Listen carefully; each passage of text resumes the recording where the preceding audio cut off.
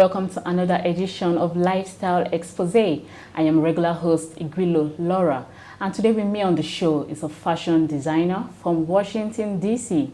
Please welcome with me, made-to-measure designs, Mr. Nosa Eweka. You're welcome. Good afternoon. Good afternoon. Thank you. So, welcome back home. Thank you very much. How do you feel coming back? It's been great. It's wonderful, and it's been a lot of fun, actually. Okay, well, I can see your outfit really looks nice, and of course, I think I'm rocking mine too, as well as. Okay, so I'm going to start with your background for fashion. What is your inspiration and your vision for fashion? My inspiration, like most Nigerians, we're very fashionable people. Okay. And my mother, I'm sure when, in her culture, when the ladies are going to get married when they're young, the parents will give them a sewing machine. And my mother may have acquired her machine that way. So while in my dad's home, she always sewed our clothing. She made the things we wore as children. Okay. And growing up, I started helping her to hold it, cut it, and over time, make it for her. Knowing very well that the boba, and so on is extremely easy to make. Okay. When she goes into the bathroom, she says, "Make it before I come out," and quickly it's done, and then before she goes out. So that's basically how I started. Okay, so what were your challenges in making this business line a successful one? And before that, just tell us about your 21st Century School. Okay. Yes, the 21st Century School Academy, it's an academy that I started, and that was in 2009, 2010. Okay. First started in Baltimore, and now we have two other, campuses in D.C. and also Chicago. And they are designed as transformational schools for high school aged students, that is post 16 years old students, to gain the skills that allows them, to get to go into different trades. And specifically, we are focused on, on two areas. One is media. Okay. In Baltimore School, we focused on media, and the School for Media have about 5 different departments to it. One is film, video, photography, and technology, and also about 5 different departments, like I said. While in the DC school, we do design and fashion management. It's focused on design and fashion management. And in that area, we do the basics, which is tailoring, cutting, and the rest of it, fabrics and so on. And we do the advanced, which is print, making, and and technology application in these areas, in production area and so on. Okay, so can you tell us about, in a wild story about your designs? Okay. What is the design all about? What does it portray? Growing up in Nigeria, I'm very used to embroidery. So what am I doing? I'm adding elements of Nigerian fashion that I grew up with, which is based on embroideries and the rest of it, and placing the embroidery in the pocket. And you can see the stitches, through the edges, also trying to ensure that I create my own look and feel, so that is, to ensure that that is why this is not, wider, as wide as it could be, or present, like it's presented by other designers. Okay. So in trying to do that, you choose a fabric that helps create, promote or create that presence that you're looking for. And my suits are long arm because I'm the first model for my clothing. Okay. So it does not, so if somebody says, drop 6, drop 7, drop 8, okay, it doesn't necessarily follow that mine will be a drop 7. Okay, so it's talking of model. Who are your models? Like, who are your popular customers? Who did you sell this clothes to? Like the celebrities? Who did you make? Last year, September, for instance, Tiger Woods, who were, about 25 designers, in the DC area was asked to, to provide their best, suits and so on to Tiger's final night at the AT&T golf, tournament. Okay, okay. In DC area. And Jason, who was his stylist, also contacted me. Mm-hmm. And I provided my suit. And it happened to be the one they picked that evening. Wow.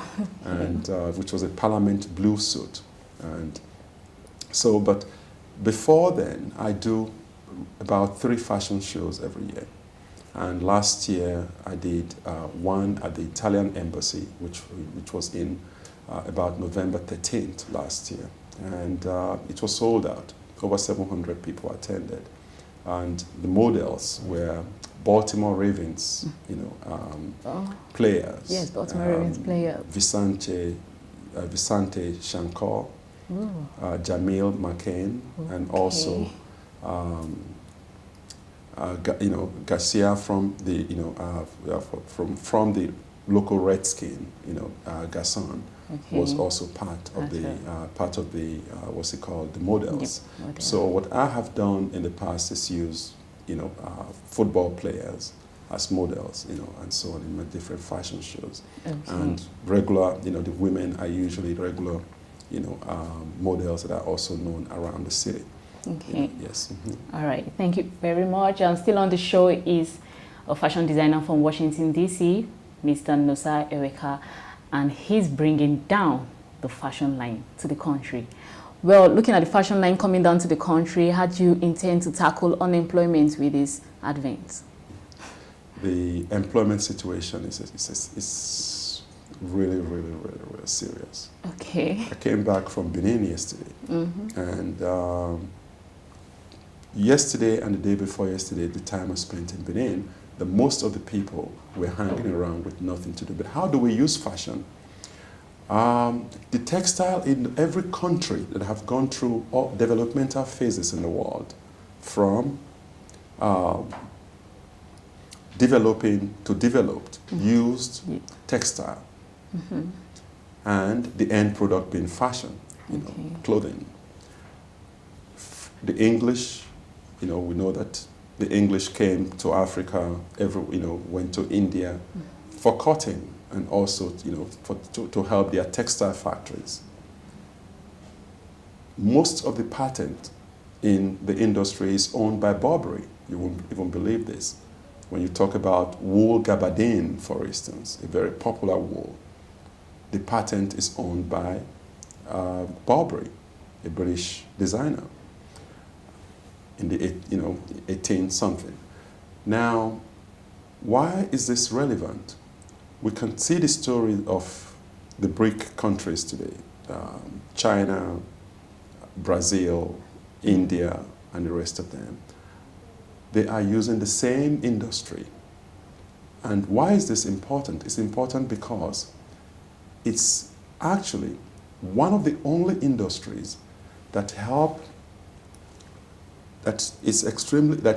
in taking people with elemental skills. Okay. That is, people that have never worked before, that go to farm, they do whatever, they go to do their thing whenever they like to, whenever they like. They've never been in a structured 8-to-5 environment. The textile industry is the best way you can take them, and make sure that they actually learn the art of going to work. These are the things we call elemental skill levels. Are you saying you're going to train them, or you're going to take specialists to work in the textile industry? I think the biggest problem we have is that we need a skill strategy in the country. A strategy that is, and right now I'm even thinking of saying, listen, have a moratorium on skills, where people that have worked for 20 years should voluntarily retire, leave work, so that the magnitude of young people can be gainfully employed. So because government is the largest employer in this system, so they are still the ones who have the money to train people. So if you have worked for 20 years, it means that you can take your skills somewhere else. I mean, if you have done a great job on your government job, I believe that private individuals can employ you. You can become a consultant. You can become a trainer. So you starting your business now, did you go by loan or personal savings or any other means of? It's a mixture of, I used a mixture of both. Okay. You know, it's a mixture of both, basically. So you started big? Not quite. It was small in the sense that I had, even going into the business at all, over time in America, I saw how people stopped dressing up to go out to different events and so on, to the point where even at weddings, people can wear jeans pants and go to weddings, you know, and so on. And until I got to Washington, D.C., I saw a different, you know, America where people actually wore suits. In the spring, everyone is wearing, you know, flowered bow ties, you know, and wearing, you know, things that promotes different seasons, you know, and so on and so forth. And because of that, I decided to go into formal clothing, you know, making evening clothing. And that was how I started. And so it was starting small, and the demand improved as people got to know that, you know, these suits were very good for evening wears. And so with that, from there I branched into suits, you know, and all the accessories that went with it. And after that, you know, now I'm into basic clothing. So when I look at clothing, actually, I mean, the entire idea of fashion, I look at it from 4 angles, from 4 areas, in a matrix. Okay. You know, things that are classic, things that are fashionable, things that are modern, and things that are basics. And what I think about usually is just 2 things, the classic things and the basic things. Then I use fashion and modernity, you know, as elements to be added, either to move basic stuff into becoming classics, you know, like the T-shirt you're wearing, for instance. You know, I mean, over time, I believe, I mean, it's an iconic figure, I mean, idea. And so what we're doing is to make it more presentable to younger, you know, generations. So that is targeting young people, 16 through 25 and 30, you know, for instance. And it's been very successful in Europe. Okay, looking at your fashion business, when I read your profile, you've been a consultant for Gucci and Prada? Yes, I have done that, yes, in the past. Done that. Okay, finally, I just want to go a bit far away from fashion. With the studious work you're into, how do you spend time with your family? How do you go on vacations? How do you have fun? Because you're the secret and the power of the glitz and glam of celebrity. So how do you yourself have that fun? Because of the industry too, there's so much happening. I mean, we've just had the Milan fashion show. I was there. I did not go to the one in Paris. I went to the one in London, for instance. Okay. You know? And all of that in itself is like a vacation. Okay. And my creative art starts from photography itself.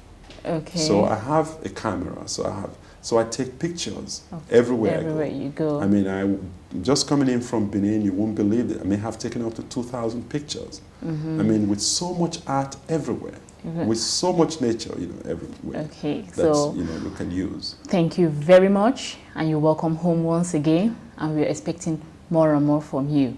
Well, to contact or to get more information from Nosa Eweka's fashion designs, you can contact him on nosa@alum.meet.edu, right? All right, that'll be all on Lifestyle Xpoze. To get more information, you can email us on lifestyle@webtvng.com or our social media platform, Facebook and Twitter. Till then, have a fashionable weekend. Bye.